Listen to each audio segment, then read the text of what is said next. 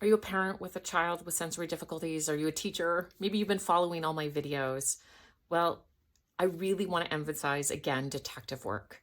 Being a detective and helping figure out what's getting in the way is so useful and helpful to the children, to the teens, to the adults that are struggling to get to just right.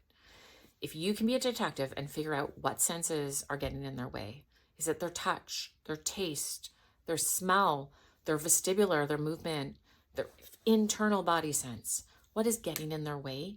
What helps them is even more important. If you can figure out little movement things that can help your child, the child and student in your classroom, get to just right, that's an amazing bit of work. And it's not just occupational therapists that do this great detective work. It's really often parents are amazing at this.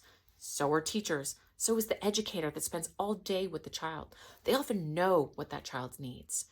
And if it's rich in touch, vestibular, and proprioception, often those really help someone get to just right from either being on high or on low much faster. So if you can be a detective that figures out what helps that child, that student, that elder be the best they can be on their sensory systems, you are doing a great job. So continue that detective work, and if something doesn't work at first, try it again.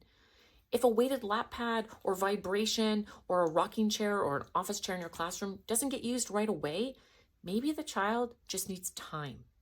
Let them try it again. Let them see another student using it. Make sure it's accessible to all.